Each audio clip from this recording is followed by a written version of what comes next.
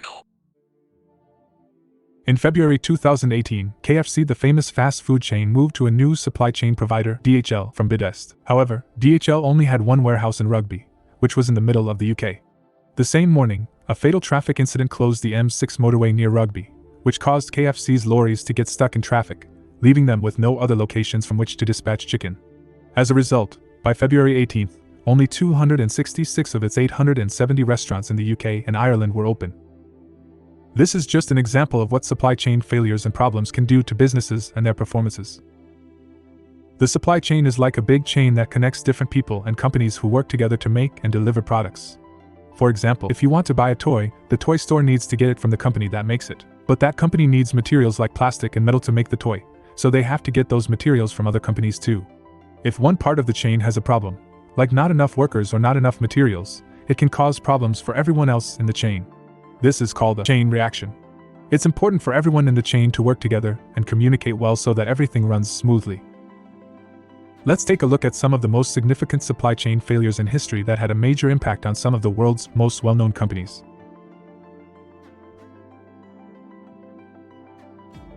Number 9. Denver International Airport faced significant delays and cost overruns during its construction, and the automated baggage system was a major contributor to those issues.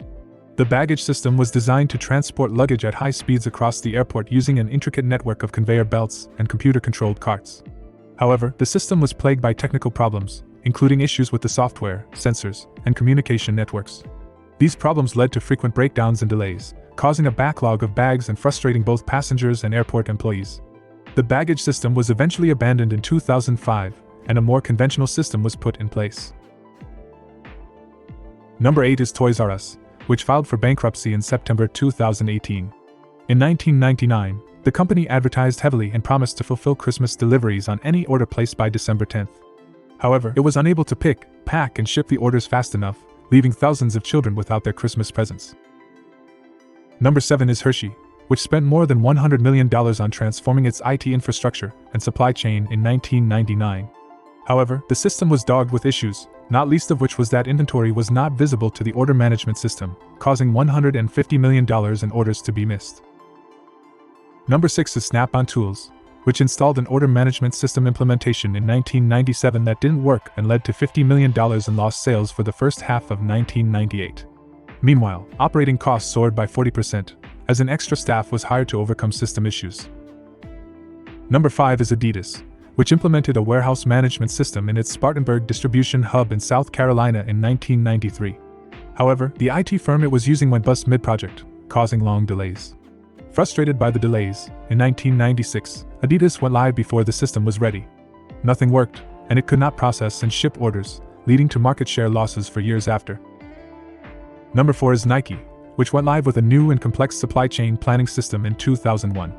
Bugs and integration left the company with significant inventory shortages and excesses.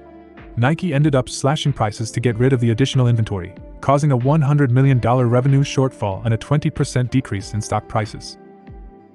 Number 3 is Apple, which was set to introduce its new line of Power Mac PCs just before the Christmas season in 1995. However, after being burned 2 years earlier by excess inventory after aggressively launching its PowerBook laptops, the company throttled back on inventory. Demand for Power Macs went stratospheric, and Apple was left facing $1 billion in unfilled orders, causing a 50% decrease in its stock price. Number 2 is General Motors, which wanted to automate its supply chain in the 1980s. However, the implementation was fraught with issues, causing significant losses, and marking the beginning of GM's decline. Finally, number 1. The case of Meyer in 1996 illustrates the dangers of over-reliance on technology without thorough testing and evaluation. Meyer's decision to revamp its IT systems and distribution facilities was an ambitious and innovative move, but it failed to deliver the expected results due to various reasons, including a lack of proper testing and preparation. The company had overestimated the efficiency gains that its new systems would bring and had bid future contracts based on those forecasts. However, the new systems did not work as intended and were unable to handle the increased order volume, leading to significant operational disruptions and financial losses. Ultimately, Meyer filed for bankruptcy, and its operating division was sold to rival McKesson for a fraction of its previous value. That was today's video. We hope you enjoyed it so much. Thanks for watching, thanks for subscribing, thanks for sharing, and thanks for being here and helping to make this YouTube channel a reality. Goodbye, and until the next one.